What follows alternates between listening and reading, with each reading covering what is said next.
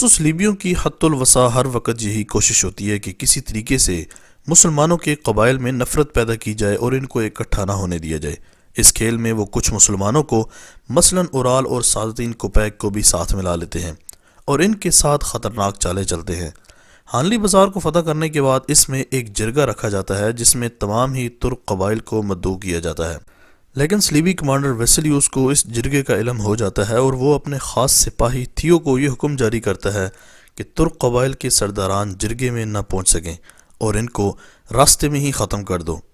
ادھر Ertugrul Ghazi اپنے دیگر سرداران کے ساتھ اس انتظار میں ہوتا ہے کہ کب باقی سردار آئیں گے اور جرگے کی محفل کا باقاعدہ آغاز کیا جائے گا، لیکن دوستو ادھر تھیو ترک قبائل کے سرداران کو راستے میں ہی ختم کر دیتا ہے اور ترگت اس کی خبر ارطغرل غازی کو دیتا ہے۔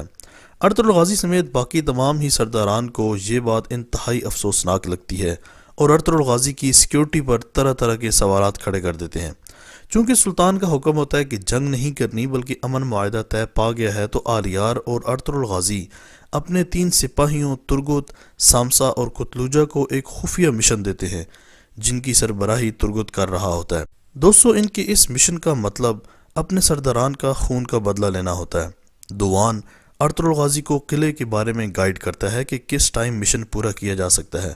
خفیہ مشن کے مطابق ترگت نے کارا جیسار قلعے میں موجود تمام ہی کمانڈرز کو ختم کر کے ان کو قلعے کے مین دروازے میں لٹکانا ہوتا ہے، لیکن دوستو یہ اتنا آسان نہیں تھا۔ یاد رہے کہ ارطغرل غازی کے 2 جاسوس پہلے ہی قلعے کے بازار میں موجود ہوتے ہیں جو کہ ان کی مدد کے لیے تیار ہوتے ہیں۔ کمانڈر ویسلیوس کو کانوں کان خبر نہیں ہوتی کہ اس کے ساتھ کیا ہونے والا ہے۔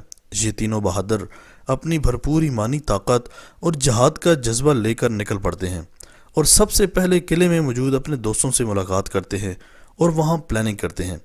لیکن دوستو یاد رہے کہ کمانڈر ویسلیوس کو بھی اپنی طاقت پر پورا بھروسہ ہوتا ہے۔ تینوں بہادر سب سے پہلے پورے بازار کا معائنہ کرتے ہیں اور رات ہونے کا انتظار کرتے ہیں۔ رات کے پچھلے پہر یہ تینوں بہادر اپنے مشن کے لیے پرجوش ہوتے ہیں۔ سلیبی کمانڈر نشے میں دھت واپس جا رہے ہوتے ہیں کہ راستے میں اچاتوریان ان کو روک لیتا ہے اور باتوں میں لگا لیتا ہے تاکہ سپاہی اپنا کام آسانی سے کر سکیں۔ ترگت اور اس کے بہادر جنگجو بڑی ہی بہادری سے ان کمانڈرز کا کام تمام کرتے ہیں، لیکن ابھی بھی کام مکمل نہیں ہوا ہوتا کیونکہ ارطغرل غازی کے حکم کے مطابق لاشوں کو قلعے کے دروازے پر لٹکانا ہوتا ہے۔ یہ تینوں بہادر نہ صرف ان لاشوں کو لے کر جاتے ہیں بلکہ قلعے میں جتنے بھی سپاہی ہوتے ہیں ان کو بڑی ہی ہوشیاری اور چلاکی سے جہنم واصل کر دیتے ہیں اور ارطغرل غازی کے حکم کی تعمیل کرتے ہوئے ان ساروں کو مین دروازے پر لٹکا دیا جاتا ہے۔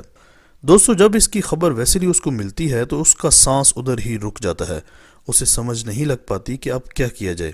جب وہ ان لاشوں کو دیکھتا ہے تو غصے میں پاگل ہو جاتا ہے کہ اتنی کڑی سیکیورٹی کے باوجود یہ سب کچھ کیسے ہو گیا۔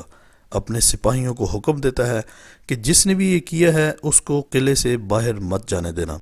ترگت اور اس کے جنگجو بازار میں پھنس جاتے ہیں اور اچاتوریان کی دکان میں چھپ جاتے ہیں۔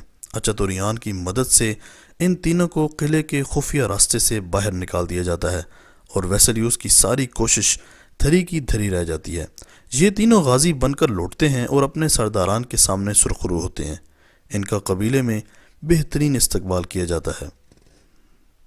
آج تک کے لیے اتنا ہی۔ دوستو آپ کا اس ڈرامے میں فیورٹ کریکٹر کون سا ہے؟ کمنٹ سیکشن میں اپنی قیمتی رائے کا اظہار ضرور کیجیے گا۔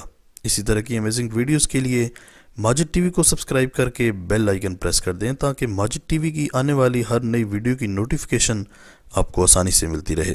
اگلی ویڈیو تک کے لیے اجازت دیجیے۔ اللہ حافظ۔